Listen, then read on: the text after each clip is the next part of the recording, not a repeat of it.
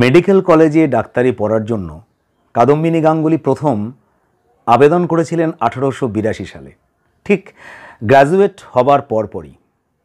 কিন্তু পত্রপাঠ তাকে বিদায় করা হয়েছিল, কারণ মেয়েদের জন্য কলকাতা মেডিকেল কলেজ এখন সম্পূর্ণ বন্ধ ছিল। অথচ সে সময়ে মাদ্রাজ মেডিকেল কলেজে মেয়েদের ডাক্তারি পড়ার সুযোগ সদ্য চালু হয়েছে। কলকাতা মেডিকেল কলেজে পড়ার সুযোগ না পেয়ে অবলা দাস ডাক্তারি পড়তে মাদ্রাজে চলে গেছেন। দ্বারকানাথ কিন্তু কাদম্বিনী দেবীকে নিয়ে কোথাও ছুটলেন না।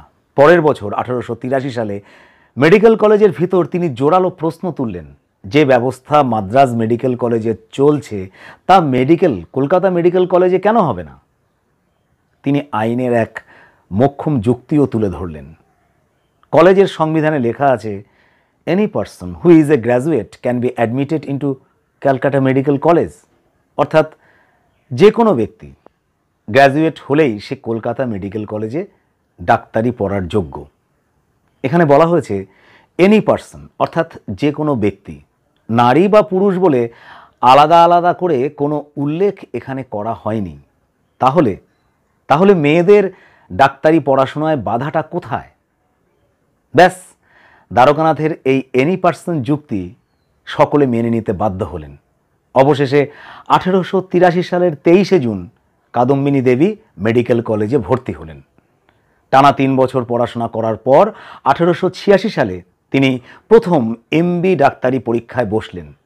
সেই পরীক্ষার ফল বেরোনোর পর সোমপ্রকাশ কাগজে লেখা হলো, শ্রীমতী কাদম্বিনী গাঙ্গুলি এমবি পরীক্ষায় উত্তীর্ণ হইতে পারিলেন না। বঙ্গবাসী পত্রিকায় লেখা হলো, শ্রীমতী কাদম্বিনী গাঙ্গুলি মেটেরিয়া মেডিকা এবং অ্যানাটমিতে ফেল করিয়াছেন। স্বয়ং কাদম্বিনী দেবী তিনি পর্যন্ত এই রেজাল্ট বিশ্বাস করতে পারলেন না। যথারীতি তিনি মেডিকেল কলেজে অভিযোগ জানিয়ে একটা পিটিশন দায়ের করলেন। 1886 সালের সেই 7ই আগস্টে সিন্ডিকেটের মিটিং হলো। মিটিংয়ে সবাই কম বেশি জানতেন কাদম্বিনী দেবী ফেল করেননি, তাকে ফেল করানো হয়েছে এবং এ কাজটি করেছেন মেডিকেল কলেজের একজন নামি দামি রাশভারী বাঙালি অধ্যাপক, যিনি ছিলেন নারী শিক্ষার ঘোরতর বিরোধী, নাম রাজেন্দ্র চন্দ্র। প্র্যাকটিক্যাল পরীক্ষায় তিনি কাদম্বিনী দেবীকে 1 নম্বর কম দিয়ে ফেল করিয়ে দেন।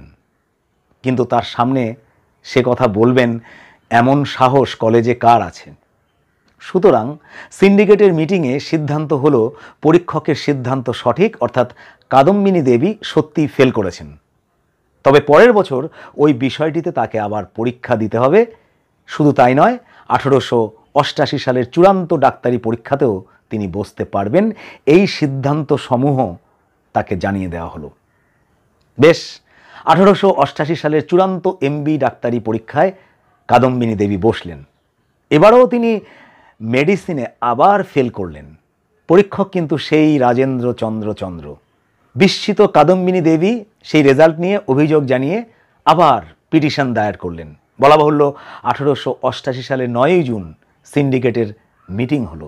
এবারেও সিন্ডিকেট পরিষ্কার জানিয়ে দিল যে কাদম্বিনী গাঙ্গুলি ফেল করেছেন, পরীক্ষকের সিদ্ধান্তই সঠিক, অর্থাৎ কাদম্বিনী দেবী মেডিসিনে পাশ করতে পারলেন না।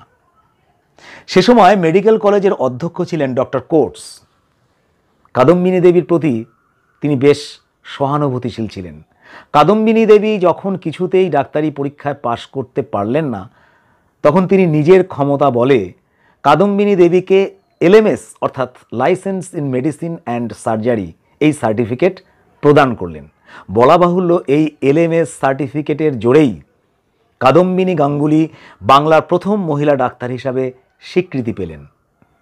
পরবর্তীকালে 1892 সালে এই এলএমএস সার্টিফিকেট নিয়েই তিনি বিলেতে গিয়ে এডিনবরা এবং গ্লাসগো শহরে তিনটি ডিপ্লোমা ডিগ্রি অর্জন করে দেশে ফিরে আসে। প্রসঙ্গত আপনাদের জানিয়ে রাখি যে এলআরসিপি, এলআরসিএস এবং এলএপিএস এই 3টি ডিগ্রি তিনি কিন্তু অর্জন করেছিলেন অত্যন্ত অল্প সময়ে, মাত্র 3 মাস 5 দিনে।